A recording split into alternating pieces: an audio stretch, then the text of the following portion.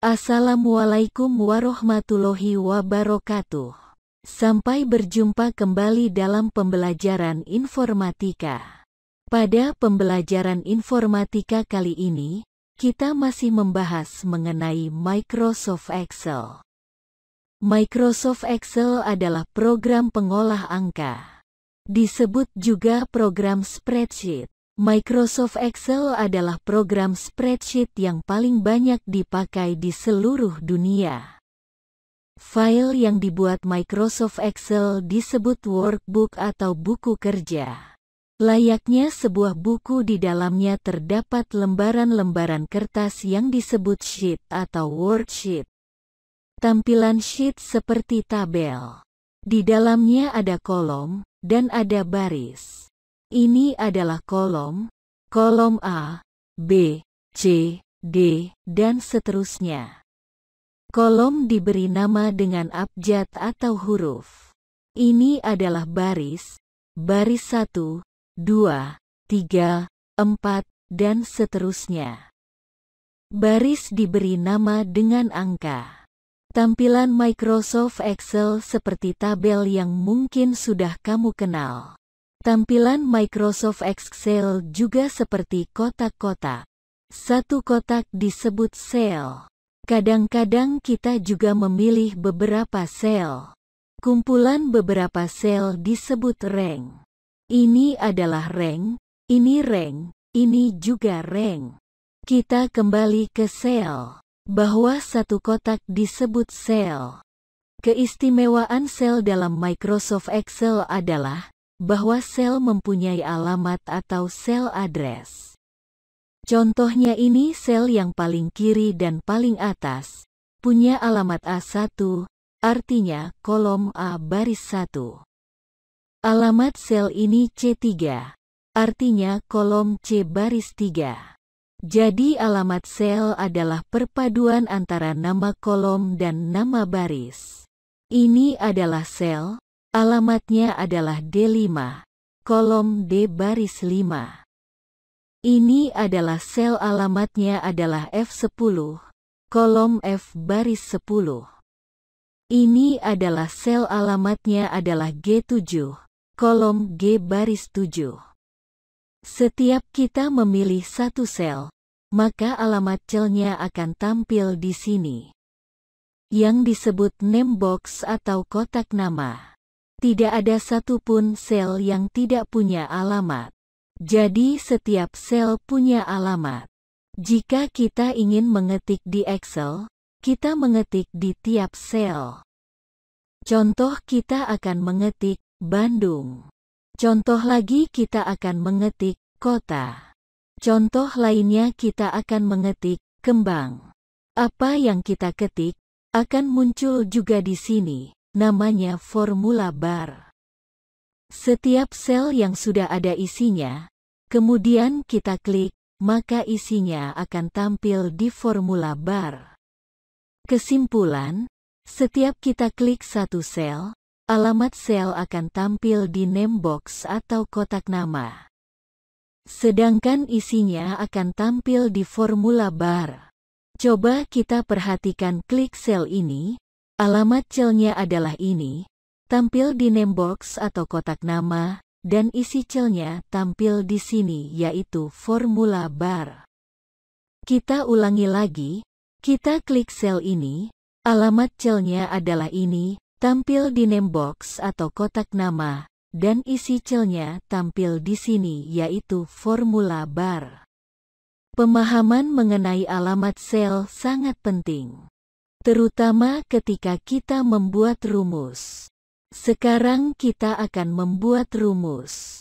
Kamu pasti masih ingat, setiap membuat rumus selalu diawali dengan mengetik tanda sama dengan. Sekarang kita ketik angka 5 di sel A1, dan ketik angka 12 di sel B1. Kita lihat contohnya, kita membuat rumus di sini di sel C1. Sama dengan A1 plus B1. Arti dari rumus itu adalah isi sel A1 yaitu 5. Ditambah dengan isi sel B1 yaitu 12. Untuk mengakhiri pengetikan atau membuat rumus kita tekan tombol Enter di keyboard. Setelah tekan Enter, maka rumusnya akan hilang atau tidak kelihatan. Yang tampil di sini adalah hasil dari rumus itu, yaitu 17. Sebenarnya rumusnya itu tidak hilang, masih ada di sel itu. Coba kita edit sel yang berisi rumus itu. Dengan cara double klik atau tekan F2, rumusnya akan kelihatan dan siap untuk diedit.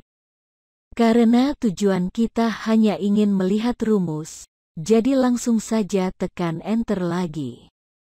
Sekarang kita ketik angka 9 di sel A2, dan ketik angka 6 di sel B2. Kita ketik rumus lagi di sel C2, sama dengan A2 plus B2, lalu tekan Enter, ini hasilnya. Untuk membuat rumus di sel-sel yang lainnya, kita tidak perlu membuat rumus satu persatu. Percuma kita bekerja dengan Microsoft Excel kalau kita harus membuat rumus satu persatu di tiap sel. Kita cukup hanya membuat satu rumus. Kemudian untuk sel yang lainnya kita tinggal copy paste. Contoh kita sudah membuat rumus di sel C1. Maka untuk membuat rumus di sel-sel yang lainnya kita tinggal copy paste. Atau dengan cara drag and drop. Lihat bahwa ketika kita copy paste rumus, yang di-copy adalah bukan meniru persis seperti rumus yang kita copy. Tetapi yang di-copy paste adalah keteraturan dari rumus itu. Mari kita praktekkan cara copy paste rumus. Kita copy rumus yang sudah kita buat, dengan cara pilih sel ini, lalu tekan tombol copy. Kemudian pilih semua sel yang akan meniru seperti rumus di atas, kemudian tekan tombol paste. Kita lihat semua sel sudah mempunyai rumus.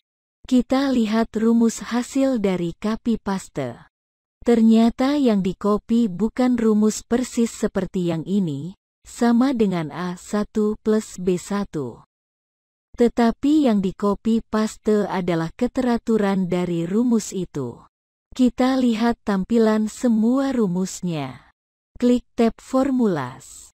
Lalu tekan tombol Show Formulas. Lihat hasil copy rumus di sini adalah sama dengan A2 plus B2, sama dengan A3 plus B3, dan seterusnya. Jadi alamat-alamat sel dalam rumus hasil copy itu berubah sesuai dengan letaknya.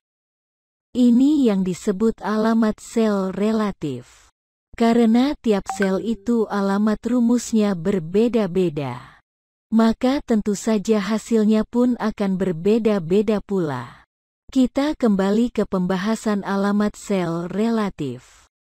Secara default alamat sel dalam Microsoft Excel bersifat relatif. Kita lihat diagram ini, bahwa alamat sel ada dua macam, yaitu alamat sel relatif dan alamat sel absolut.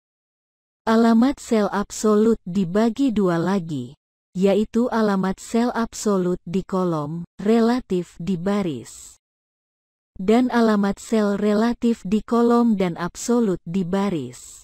Kita praktekkan saja, bagaimana membuat alamat sel absolut. Kita ketik angka 16 di sel C5, dan angka 4 di sel D5. Di sel E5 ketik rumus menggunakan alamat absolut sama dengan $C5 plus $D5.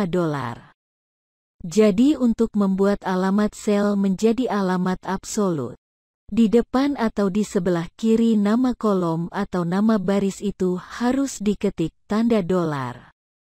Kita lihat hasil dari rumus yang berada di sel E5, yaitu 20. Karena sel C5 berisi angka 16 ditambah dengan ngisi sel D5 yaitu 4. Sekarang rumus di sel E5 kita copy paste ke sel lainnya. Kita akan copy paste ke sel E6 set E10. Lihat hasilnya akan sama. Karena membuat rumusnya menggunakan alamat absolut. Sekarang kita lihat rumusnya. Klik tab Formulas, lalu klik tombol Show Formulas. Lihat rumusnya sama persis seperti yang ada di sel E5. Berbeda ketika menggunakan alamat relatif, rumusnya akan berubah sesuai dengan letak celnya. Ada cara cepat untuk membuat alamat sel absolut, tidak perlu mengetik tanda dolar. Caranya dengan menekan tombol F4 di keyboard. Mari kita lakukan. Di sel E11 kita ketik rumus sama dengan C5. Setelah selesai ngetik, kita tekan F4, maka C5 akan berubah menjadi alamat absolut. Lihat di sebelah kiri huruf C dan di sebelah kiri angka 5 secara otomatis ada tanda dolarnya. Kita ketik tanda plus. Kemudian ketik D5. Setelah itu tekan lagi tombol F4. Dan alamat sel D5 pun berubah menjadi alamat absolut. Di sebelah kiri D dan di sebelah kiri angka 5 ada tanda dolarnya. Bagaimana bisa dipahami mengenai alamat sel relatif dan alamat sel absolut? Sekarang saya akan memperlihatkan sesuatu. Ini intermezzo, tetapi berhubungan dengan penjelasan alamat sel absolut. Lihat alamat sel ini mempunyai rumus yang sederhana yaitu $1. A1-nya bukan sembarang A1, tapi merupakan alamat sel absolut. Jadi sel-sel yang berwarna hijau ini alamat celnya sama yaitu A1 absolut $1. Jadi tertuju hanya kepada satu alamat sel yaitu A1 absolut. Sehingga jika sel A1 ini kita ubah isinya, apa yang terjadi? Maka sel-sel yang berwarna hijau akan berubah isinya, sama seperti isi A1. Demikian pembelajaran informatika untuk hari ini. Jika kalian punya PC atau laptop, silakan untuk mempraktekkan sesuai dengan materi pada hari ini. Semoga pembelajaran hari ini bermanfaat. Dan saya ucapkan terima kasih kepada Pak Adang, telah mempercayai saya untuk membacakan narasi pembelajaran. Semoga kita selalu diberi kesehatan. Saya akhiri wassalamualaikum warahmatullahi wabarakatuh.